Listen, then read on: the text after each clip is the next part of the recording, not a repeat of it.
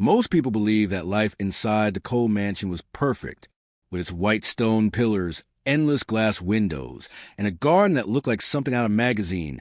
No one ever imagined pain could exist behind those walls. They assumed that being the daughter of a billionaire meant having every comfort, every luxury, every reason to smile. But those who worked inside the mansion knew better.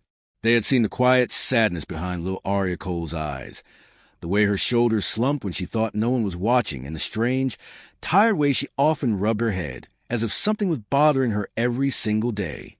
Yet no one dared to ask questions. Not the chef, not the drivers, not the housekeepers who had been there for years. Because in that house, the silent rule was simple: don't get involved in the family's personal matters. And so Arya's suffering continued, unnoticed by the world, ignored by those who were too afraid to speak, and hidden beneath the image of wealth and perfection. That was until the day a new maid arrived. Someone who didn't understand the mansion's unspoken rules and couldn't pretend she didn't see what was right in front of her. Her name was Maria, a soft-spoken woman with a warm smile and a calm nature that made people trust her almost immediately. She had been hired unexpectedly after the previous maid left without notice. No one explained why. No one ever did. The Cole mansion was full of unanswered questions like that. Maria only knew that she needed the job badly, and when she walked into the huge marble foyer for the first time, she reminded herself to stay focused, do her work quietly, and avoid trouble. She had no idea that trouble was waiting for her, in the form of an 8-year-old girl with a secret hidden deep in her hair. Maria first saw Arya sitting alone on the back patio, her legs pulled close to her chest, staring at the garden with an expression no child should ever wear. It wasn't anger. It wasn't fear. It was something in between, like she was carrying a weight inside her that she didn't understand. When Arya looked up and their eyes met, Maria felt something twist inside her. She had cleaned homes for years, seen countless families, countless children, but she had never seen a child look this tired, this fragile. "Hello," Maria said gently. "I'm Maria. I'll be helping around the house." Arya didn't smile. She only nodded, her small fingers nervously tugging at her long dark hair. It fell over her shoulders like a curtain, thick and slightly tangled, as if no one had brushed it properly in days. At first, Maria thought nothing of it. Kids got messy. Kids avoided combs. Kids got stressed. But the way Arya kept touching her scalp, pressing her palms against it as if trying to soothe some unseen discomfort, that was not normal. Later that day, as Maria began cleaning Arya's room, she noticed something else. The room was beautiful. Soft pink walls, white shelves, expensive toys, a huge dollhouse, but every corner felt strangely untouched. Nothing was scattered. Nothing looked loved. Nothing looked used. Everything was perfectly arranged, almost too perfect, like someone wanted the world to believe the child living here had a picture-perfect life.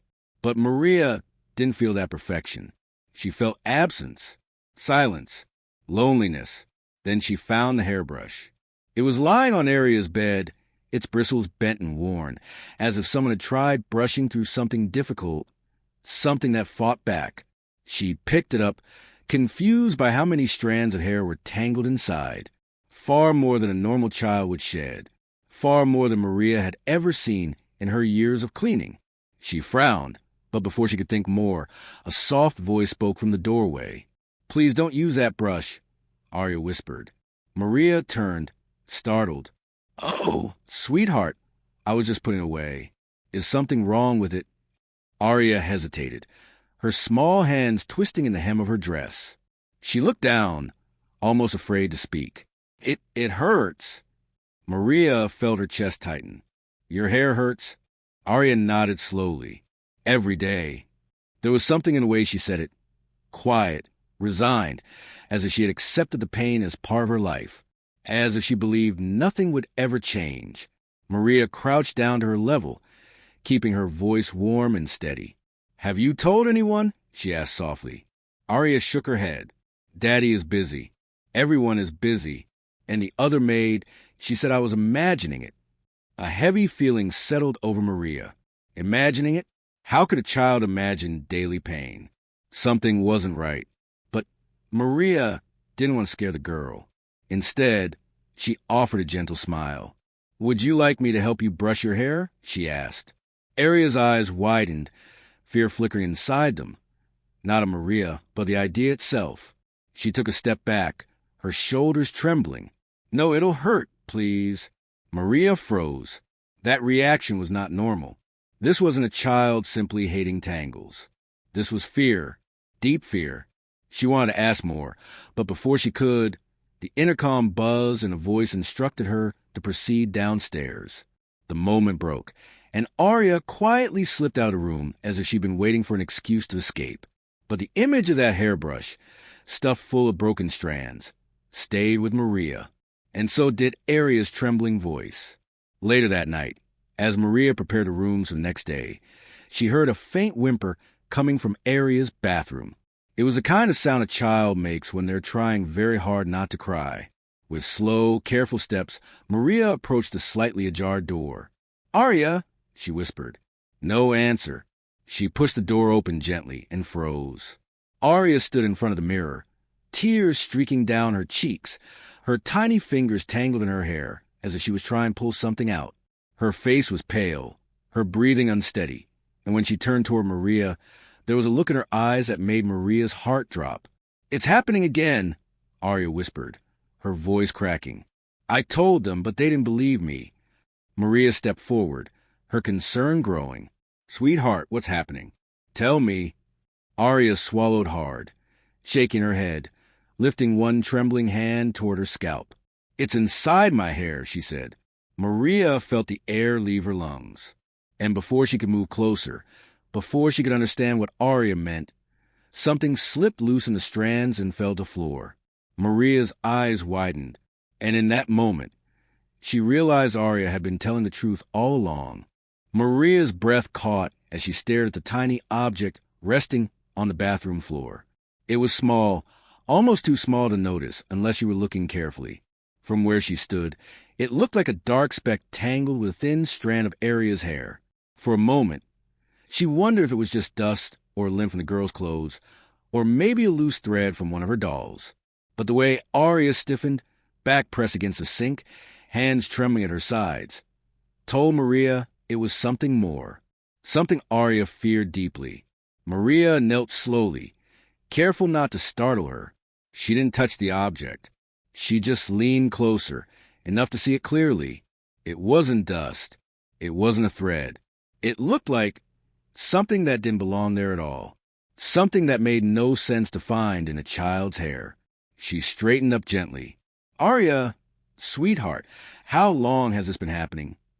Arya wiped her cheeks with the back of her hand and shook her head as if trying to make the scary thought disappear. "A long time," she whispered, "since before the other maid left." That made Maria's heart thump with a deeper concern. She remembered how abruptly the previous maid had quit, leaving without a single explanation. One day she was brushing Arya's hair, and the next, she was gone. No goodbyes, no notes, just a message to the household manager that she wouldn't be returning. Maria had found it strange, but now, hearing Arya speak, she began to see the story from a very different angle. "Did she say anything to you before she left?" Maria asked softly. Arya hesitated, her gaze drifting to the floor. "She told me not to worry," the girl said quietly. "She said it was probably nothing, and that I should just ignore it. But she looked scared, Maria. She wouldn't brush my hair again. She didn't even touch it. She just told me to keep it tied up and never complained again." Maria felt a shiver run through her. She glanced once more at the object on the floor, resisting the urge to pick it up. She wasn't sure she wanted to know what it was. "Not yet. It's okay," she said gently. "I'm here now. We'll figure this out together." Arya's chin wobbled. "Promise?" "I promise," Maria replied, even though she had no idea how she was going to keep that promise. Something was wrong in this house, and whatever was going on with this little girl was not something she had ever trained for. But she couldn't walk away. Not after seeing the fear in Arya's eyes. Not after hearing how long she had been suffering. Maria's mind spun for the rest of the night. She tried to distract herself with her tasks. Changing linens, organizing Arya's wardrobe, wiping down the bookshelves, but she kept replaying the moment in the bathroom. Aria's shaking hands. The strange object falling from her hair. The look in the girl's eyes that said she had been carrying this alone for far too long. When Maria finally returned to her small staff room, she sat on the edge of the bed and tried to piece together everything she had learned. Aria had been dealing with a strange discomfort, pain that no adult around her seemed to believe. A maid had left without explanation, and now something had literally fallen out of the child's tangled hair.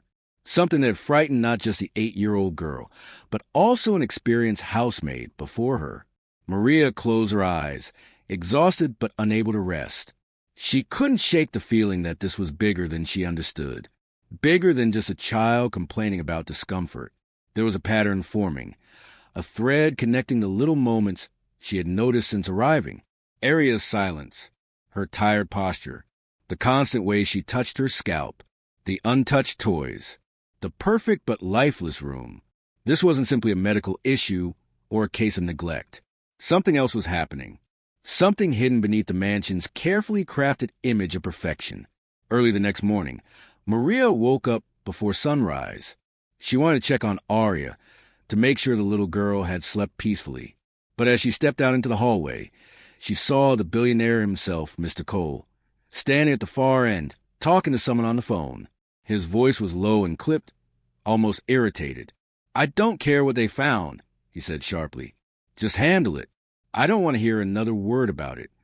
Maria stopped walking.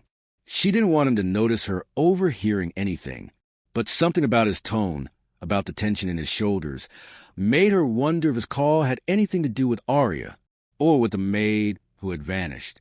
She slipped quietly the other way and made her way to the kitchen to prepare Aria's breakfast tray. When she brought it upstairs, she found a little girl awake, sitting on her bed with her hair draped over her shoulders like a heavy curtain. "Did you sleep okay?" Maria asked gently. Aria shrugged.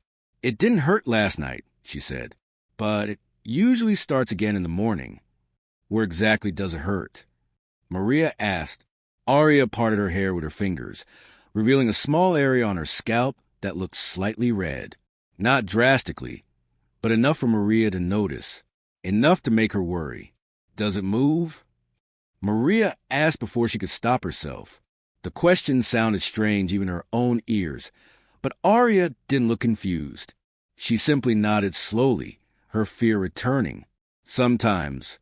Maria felt a chill. No child should know that feeling. No child should ever describe something like that with such quiet acceptance. Before Maria could ask anything else, a firm knock sounded at the door. "Aria!" A deep voice spoke. It was Mr. Cole. Aria immediately sat straighter, but Maria sensed her tension. The girl didn't look afraid of her father, but she looked nervous, as if she didn't want him to know what they had been talking about. Maria stepped back respectfully as the billionaire walked inside. He was neatly dressed in his usual suit, his expression formal, unreadable. When he looked at his daughter, his stern face softened just a little. "Morning, sweetheart," he said. Aria managed a small smile. His gaze shifted to Maria. "I wanted to remind you to keep to the schedule. Aria has several appointments today." Maria nodded. "Of course, sir." But then she noticed something. His eyes lingered on Aria's hair for a moment. Not long. Not enough to draw attention, but enough for Maria to catch it. It was the look of someone who knew something wasn't right, but didn't want to acknowledge it out loud. After he left, Maria turned back to Aria. "Do you have these appointments every day?" Aria shook her head. "Only when Daddy thinks I look tired." "Does he know about the thing in your hair?" Aria hesitated. "I think he does," she whispered. "But he says I shouldn't talk about it. He says people will misunderstand." Maria felt the weight of those words sink into her chest. People will misunderstand? What was there to misunderstand about a child in pain? Why would a father avoid getting answers? Unless the answers were something he didn't want anyone to know. After helping Aria get ready, Maria found herself in the hallway again, heart pounding, mind racing with questions she couldn't yet ask. She knew only one thing for certain. Whatever was hiding in Aria's hair was not normal. It wasn't harmless. And it wasn't something that had just appeared. It was something that had been there for a long time. Something that had changed the life of this little girl, scared away a grown maid, and now sat quietly in the strand of her hair, waiting to be discovered. Maria took a slow breath. She needed to find out what it was. She needed to understand how it got there. And she needed to protect Arya before it was too late. But as she turned the corner of the hallway, she didn't realize she wasn't alone. Someone else had been watching her, watching Arya, watching everything. And that person knew exactly what was hidden in the little girl's hair. Maria felt a prickling on the back of her neck as she continued down the hallway, the feeling that someone was observing her. She tried to shake it off, reminding herself that the mansion was full of staff. People were always moving, cleaning, carrying trays, checking the schedule. But this felt different. It felt targeted, intentional, as if someone was studying her, waiting to see what she would do next. She turned the corner quickly, hoping to catch whoever was behind her, but the hallway was empty. Just polished floors, tall windows, and a long runner carpet that muffled every step. No movement, no shadows, no sign of anyone. Still, the tension stayed with her. Maria pressed her palm against her chest, trying to calm her breath. She didn't want to bring her worries into Arya's day. The little girl already carried enough fear. She didn't need to see Maria afraid too. Downstairs, the mansion buzzed with its usual quiet routine. The chef was arranging breakfast items on a tray for Mr. Cole. The gardeners moved silently outside the windows, trimming the hedges into perfect shapes. One of the drivers walked past with a stack of schedules tucked under his arm. Everything looked normal. But Maria could sense something beneath the surface, an undercurrent of secrets the staff either didn't know or didn't dare to speak about. She approached the housekeeper, Mrs. Dalton, a woman in her late 50s with a strict posture and sharp eyes. She had worked in the Cole mansion for decades and knew every inch of the house better than anyone. Mrs. Dalton? Maria said quietly, "Can I ask you something?" The older woman didn't look up from the clipboard in her hand. "If it's about your duties, check the schedule. If it's something else, we discuss it later." Maria swallowed. "It's about Arya." Mrs. Dalton froze. Just for a second. Then she placed the clipboard on the counter and looked up with an expression that didn't match the warmth she usually showed the staff. It was guarded, cautious. "What about her?" Maria hesitated. "She hasn't been feeling well." Mrs. Dalton's eyes hardened. "That's not your concern." "But It's not your concern," she repeated more firmly. "Your responsibility is to assist with the daily routine, not to involve yourself in family matters." The same rule everyone in the mansion lived by. The rule that kept people silent. The rule that left Arya suffering. Maria lowered her gaze politely, not wanting to push too far. But inside, her determination only grew stronger. Something was happening to Arya, and the adults around her were pretending not to see it. As she walked back upstairs to check on Arya again, she thought about Mrs. Dalton's reaction. The small pause, the sudden tension, the way her voice changed. She knew something. Maybe not everything, but enough to feel uncomfortable when the topic came up. When Maria reached Arya's room, she found her sitting on the carpet with a box of toys spread around her. But she wasn't playing with them. She was sorting them, lining them up in rows, then changing her mind and rearranging them in circles. "You okay?" Maria asked gently, taking a seat nearby. Arya nodded, but her fingers kept shaking slightly as she picked up a small wooden horse. "Do you think it'll hurt today?" Maria's chest tightened. "If it does, I'll be here." The girl gave her a faint smile, then leaned closer. "Can I tell you something?" she whispered. Maria nodded. "Sometimes I hear it," Arya said softly, "even when I'm not touching my hair." Maria blinked. "Hear it?" Arya nodded again. "It makes a tiny sound, like something is moving. But when I tell Daddy, he says I'm imagining it. And when I told the other maid, she told me to stop talking about it." The fear in her voice was so real, so raw, that Maria had to take a slow breath to steady herself. She wanted to hug Arya, to promise her everything would be okay. But she didn't want to give false assurance. Not when she didn't know what they were dealing with. Before she could answer, the door opened slightly and a young woman peeked inside. It was Emma, the new assistant Mr. Cole had hired a few weeks earlier. She was polite. always smiling, always carrying a tablet and taking notes. But today, she didn't smile. "Mr. Cole wants Arya downstairs," Emma said. "There's a visitor coming." Arya stood slowly. She didn't look excited. She didn't even look curious. She looked worried. Maria helped her adjust a ribbon in her hair, gently brushing a few strands behind her ear. She didn't dare use a comb or the brush, not after what she had seen. "Do you know who the visitor is?" Maria asked Emma casually. Emma's smile returned, but it looked forced. "Just a doctor, someone Mr. Cole trusts." Maria nodded, but she caught something in Emma's eyes, something that said the assistant wasn't comfortable either. Together, they walked downstairs. Mr. Cole was already waiting in the living room with a tall man wearing a gray suit. He wasn't holding medical equipment. He didn't look like a regular doctor. His stare was sharp, almost too observant, as though he was studying Arya the moment she stepped into the room. "Arya," Mr. Cole said gently, "this is Dr. Hales. He's here to check on you." Arya tucked herself slightly behind Maria, clutching her dress. "It's okay, sweetheart," Mr. Cole said, but Maria noticed a tension in his jaw. Dr. Hales crouched down a little to look at Arya face to face, but something about the way he examined her, without touching her, without asking how she felt, made Maria uneasy. He finally stood. "I'll need to take a look at her later, in private." Private. That word made Arya's tiny fingers curl even tighter around Maria's sleeve. Maria took a breath and spoke carefully, trying not to cross any lines.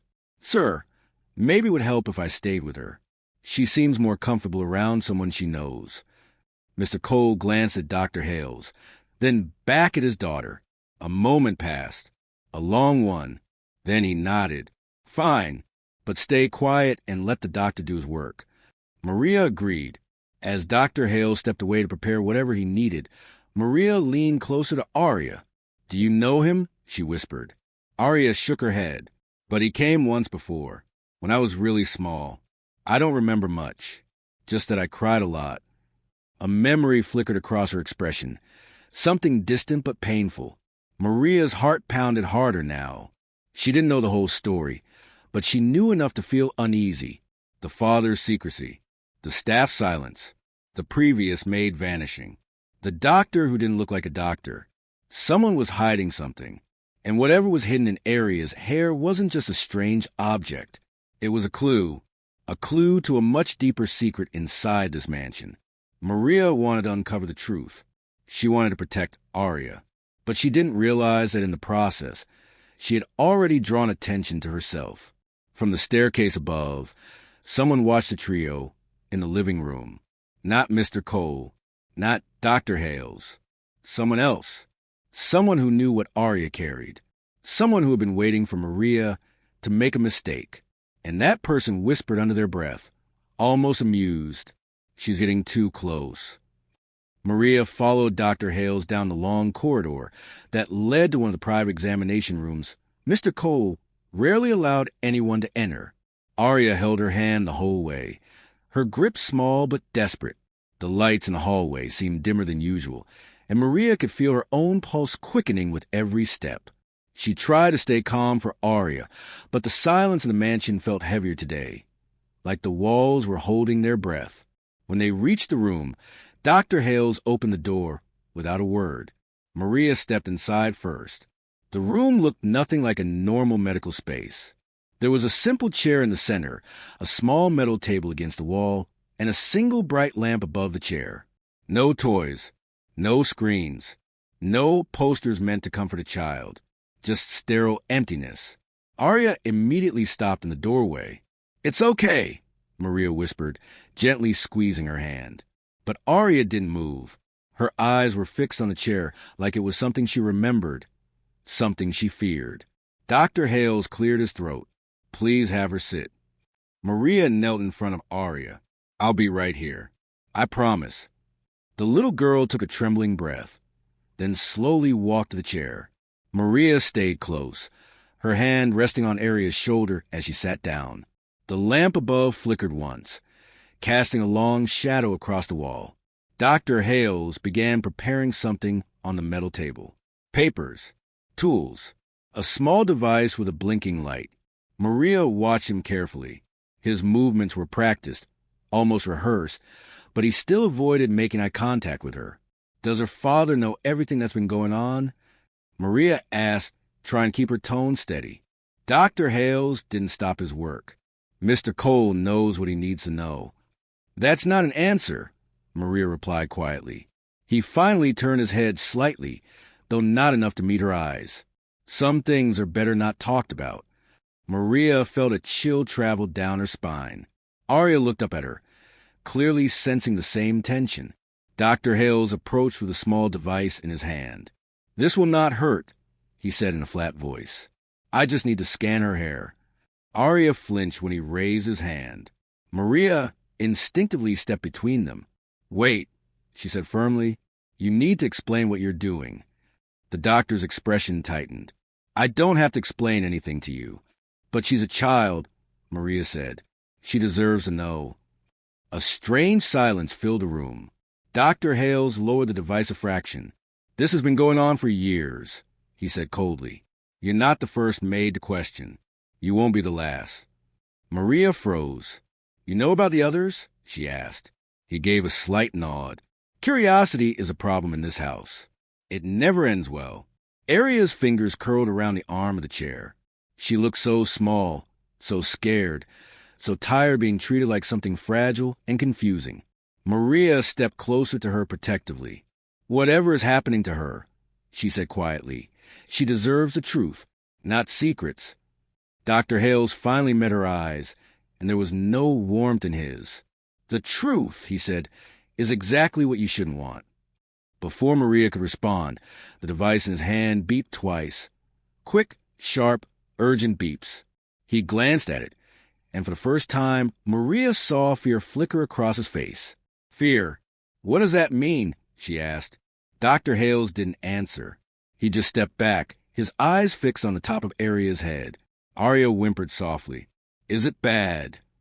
Maria knelt beside her. I'm right here, she said. Everything's okay. But her own heart hammered violently in her chest.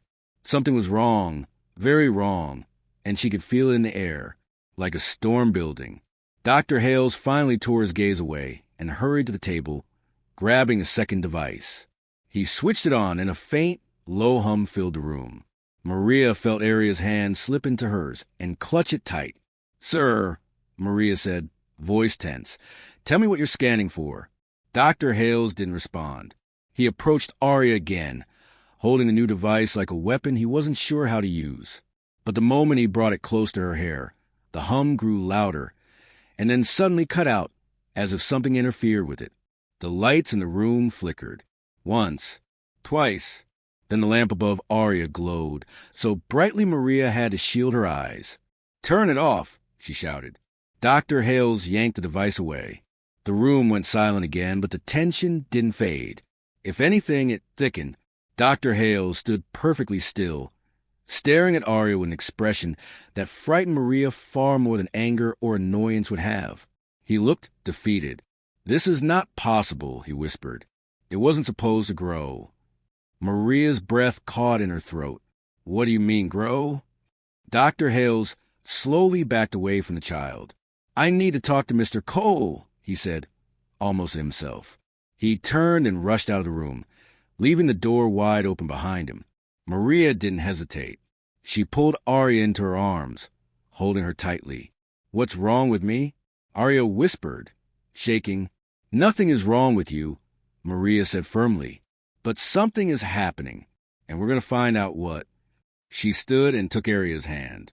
Come on, we're leaving this room. But as they stepped into the hallway, Maria saw someone standing at the far end. The same shadow she thought she felt before. A silhouette watching them. Still, silent, waiting. Maria froze.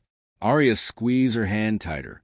The figure didn't move, didn't speak, but Maria could feel their attention like a weight pressing on her chest. Whoever this was, they had been following them for days, maybe longer. Maria stepped backward slowly, guiding Arya behind her. The figure took a single step forward. Just one, but it was enough. Enough to send a wave of cold fear rushing through Maria's entire body. She didn't know who the figure was. She didn't know what they wanted. But she knew one thing clearly. They weren't trying to stop Dr. Hales. They were trying to stop her.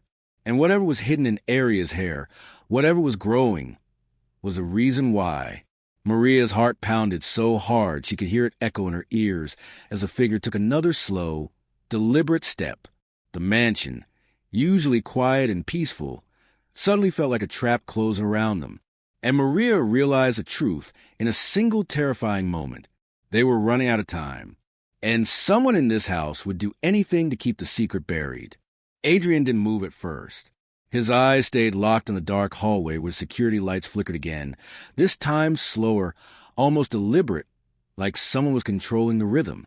Elena tightened her grip on the boys, pulling them a step back, her breathing shallow as if the air itself had thickened. The house, usually warm and full of noise, now felt like a sealed box. Every sound seemed louder, the faint buzz in the chandelier, the distant hum of the generator, even the soft tapping of rain against the windows. Adrian swallowed hard and tried to steady himself, but something in him whispered that this wasn't just another malfunction or misunderstanding. Someone had planned this. He stepped forward, glancing at the footage Thomas had sent him earlier. It replayed in his mind. The new maid, Mara, standing alone near the elevator with the billionaire's son, holding his hand gently, guiding him as if she knew something no one else did. The boy had never spoken much, but when Mara arrived, he had responded to sounds and movements in ways he never had before. Adrian had tried to ignore it, but now that same boy had been found silently pointing at the elevator, terrified, as if he sensed something everyone else was missing. The realization hit Adrian again. There was something about Mara he still didn't understand. Just then, a soft click echoed from upstairs. Not loud, but sharp enough that everyone heard it. Sarah's head snapped up first, her eyes widening as she clutched the triplets closer. Adrian turned slowly, lifting his hand for everyone to stay still. It wasn't a door slam or footsteps. It was the sound of a lock turning. Someone had moved. Someone was still inside the house. He took a few steps toward the staircase, his heart thudding. But before he could say anything, Elena whispered, "Adrian, check the elevator panel again." Her voice trembled, but it carried a strange certainty, like she had just connected a clue they'd all missed. Adrian hesitated, then turned back toward the glowing control panel beside the elevator. At first glance, nothing looked strange. But then he noticed a new detail, one that hadn't been there earlier. An override code had been entered, and it wasn't from the main system. It was manually punched in. Someone had used a code only a few people in the house knew. His stomach twisted. Only staff trusted with private areas had that access, and Mara was one of them. But before Adrian could say her name, a vibration buzzed in his pocket. A new message. He opened it quickly, expecting Thomas, but instead it was an unknown number. One single line appeared on the screen. "You're looking in the wrong place." Adrian froze. The hairs on his arms lifted. Whoever sent that message knew exactly what he was thinking. And worse, they were close enough to know when to send it.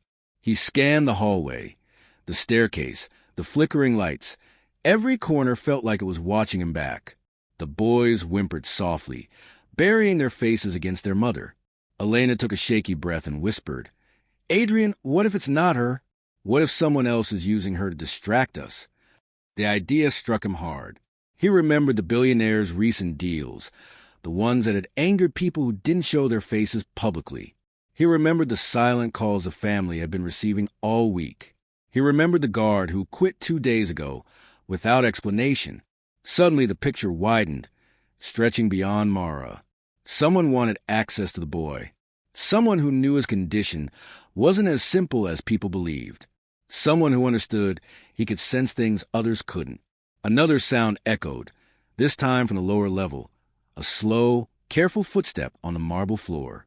Sarah gasped softly, her hand flying to her mouth. Adrian's breathing turned tight. The step wasn't hurried. It wasn't panicked. It was steady, confident. Someone who had walked this house before. Adrian moved forward, motioning the others to stay behind him. As he reached the edge of the hallway, the lights flickered again, once, twice, before going completely dark for 2 seconds. When they came back on, something new appeared on the wall near the elevator. A handprint, fresh, smudged as if someone had pressed against the wall and slid their fingers downward.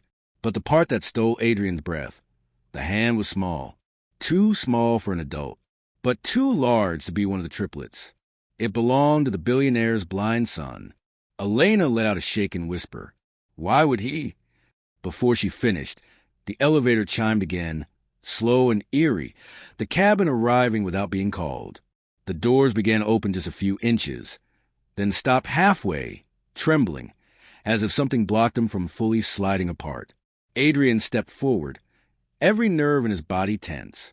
Inside the narrow gap, just barely visible in the sliver of light, was a folded piece of paper. His name was written on it, and suddenly he realized the story he thought he understood had shifted again. Someone wasn't just hiding inside the house. They were guiding him, leaving breadcrumbs, pushing him deeper into a truth he wasn't ready for. The tension around him thickened. The silence grew heavier, and for the first time, Adrian sensed that this wasn't just a threat. This was personal, and the real danger was only beginning to reveal itself. Adrian's hand shook slightly as he reached toward the folded paper wedged between the elevator doors. The others held their breath. Even the house seemed to quiet itself, as if waiting for what came next. He pulled the note free, slowly unfolding it. His name was written in the same gentle handwriting he had seen on the small slips of paper the boy kept in his room, the ones decorated with soft pencil marks he used to communicate his feelings. But this handwriting wasn't from the child. It was too steady, too intentional. The message was short. Bring him to where it began. Adrian felt a cold shiver run down his spine. Elena stepped closer, whispering, "Where what began?" But Adrian already knew. The old garden storage room behind the house, abandoned after the billionaire's wife passed away. It was the place where the boy had taken his very first steps before losing his vision. It was sentimental, private, and it had been locked for years. Without wasting another second, Adrian guided them all toward the backyard, the rain now falling in thin sheets that glistened under the outdoor lights. The wind tugged at their clothes, but no one complained. Sarah held the triplets close, whispering to them softly. Elena reached for her son's hand, but he pulled back gently and pointed straight ahead, as if he could sense something calling him. When they reached the storage room, the door, locked earlier that evening, was wide open. A faint, warm glow spilled out from inside. Adrian lifted a hand for everyone to stay back, then stepped in alone. What he saw made him stop dead in the doorway. There, sitting calmly in the center of the room, was Mara, the maid they had all suspected, feared, and searched for. But she wasn't alone. Next to her sat the billionaire's blind son, safe and quiet, his small fingers tracing the outline of a music box placed in front of him. Mara didn't look frightened. She didn't even look surprised. She looked relieved. "Adrian," she whispered, standing slowly. "You finally came." Adrian's voice was tight. "Why bring him here? Why all of this? The messages, the lights, the fear you caused." Mara shook her head quickly. "I didn't want to scare anyone. I was trying to protect him. Someone has been manipulating the security system. Someone who works for the billionaire. Someone who wanted everyone to blame me." Her eyes softened as she looked down at the boy. He hears things. He senses things. And he noticed the danger long before any of us did. Adrian's jaw clenched.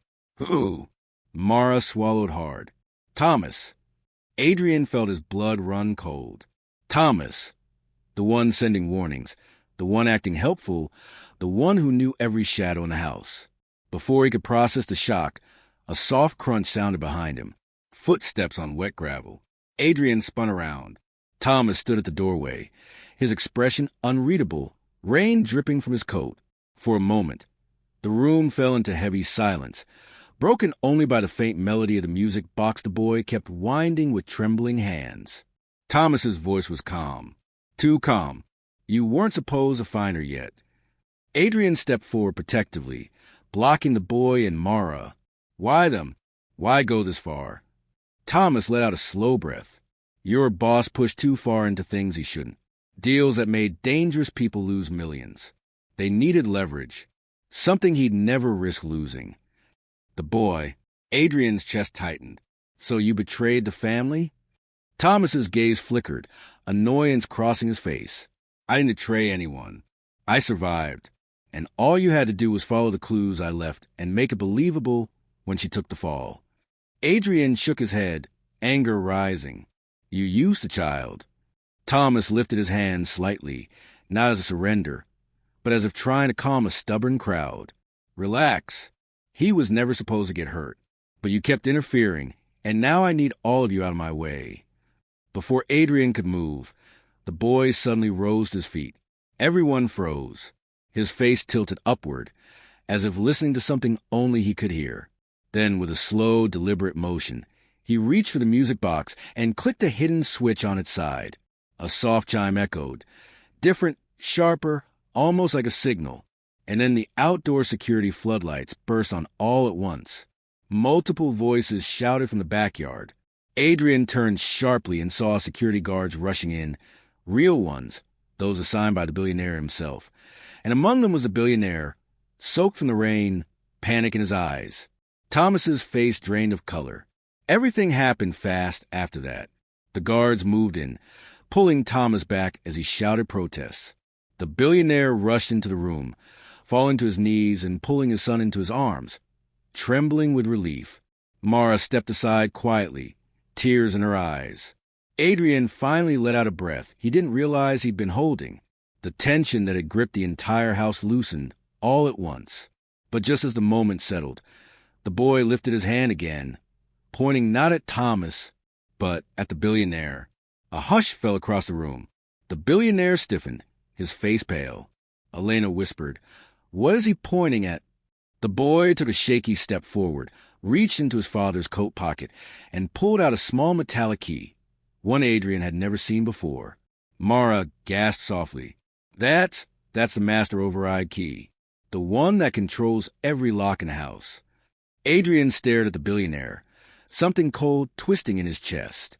The billionaire looked around helplessly, voice breaking. I didn't know it was gone. I didn't. But the boy suddenly stepped back from him, clutching the key to his chest, shaking his head. For the first time, Adrian saw fear not in the child, but in the father. And in that moment, Adrian realized a final twist. Thomas wasn't acting alone. Someone else had been pulling strings behind the scenes. Someone much closer. And although the night's danger had ended, the truth was only beginning to surface, leaving Adrian with a chilling understanding that the real story, the real betrayal, was still buried inside the billionaire's secrets. The room grew so still that even the rain outside felt muted, like the world was holding its breath while the little boy clutched the master key to his chest. No one moved. The billionaire seemed frozen in place, his expression caught somewhere between shock and fear, as if he suddenly realized there were things in his own house he couldn't explain. Adrian kept his gaze steady on him, waiting, watching, trying to understand what the boy was trying so desperately to communicate. Mara's hands trembled slightly, but she remained close enough to protect him if needed, her eyes full of worry but also trust. Trust in the boy who had sensed danger long before any adult did. The billionaire finally let out a shaky breath. I don't understand, he whispered, his voice cracking. Why would my own son point to me? His eyes moved from the key to Adrian, silently begging for an explanation. But Adrian didn't have one. Not yet. He just walked closer to the child and crouched beside him. Hey, he said gently, do you want to show us something? The boy nodded, a tiny, hesitant movement, and took Adrian's hand before walking toward the back corner of the storage room. Dust floated in the air, stirred by every careful step he took. A small, old wooden chest sat tucked beneath a stack of forgotten things. Boxes from the past, memories no one had touched in years. The boy placed the key on top of the chest, then looked back at his father as if asking for permission or maybe forgiveness. The billionaire slowly approached, shoulders heavy with regret. I locked this room years ago, he said quietly. After her funeral, I couldn't bear to come back. His voice broke at the mention of his late wife, but he steadied himself and reached for the chest. It opened with a soft click. Inside lay old papers, faded photographs, and a small journal tied with ribbon that had once been bright blue, but was now pale with age. Gently, the billionaire picked up the journal and held it in both hands. "She used to write everything down," he murmured. "Every thought, every worry, every hope for our son." He opened it slowly, the pages rustling like whispers from another time. A few moments passed as he read in silence, his expression shifting from sorrow to confusion to sudden realization. "She wrote about the security," he said, almost to himself. "She said she didn't trust the early system we were installing back then. She felt something was wrong, like someone had access they shouldn't have." Adrian leaned closer. "Do you think Thomas was working for someone even back then?" The billionaire nodded slowly. "It seems possible. She mentioned hearing unusual clicks in the house late at night, like someone was testing the locks. I never wanted to believe anything was wrong. I thought the grief was making her overly cautious." The boy tapped the page gently, drawing everyone's attention. His small finger rested on a line written in careful cursive. "If anything ever happens to me, follow the key." Mara gasped softly, covering her mouth. Elena wiped her eyes, whispering. She was trying to protect him even then. The billionaire felt his knees weaken and sat on a small bench, holding the journal to his chest. "All this time," he whispered, "I thought I was protecting him by keeping things hidden, but he was the one protecting us." Adrian placed a hand on his shoulder. "You didn't know, and he doesn't blame you." The boy stepped forward, wrapping his arms around his father in a quiet hug. It was a small moment, but it softened the tension in the room like warm light breaking through dark clouds. The billionaire held him close, visibly struggling to keep tears from falling. "I'm so sorry," he whispered. "I should have listened. I should have paid attention." Security escorted Thomas out of the estate shortly after, and the immediate danger passed with a sigh of relief that washed through the entire house.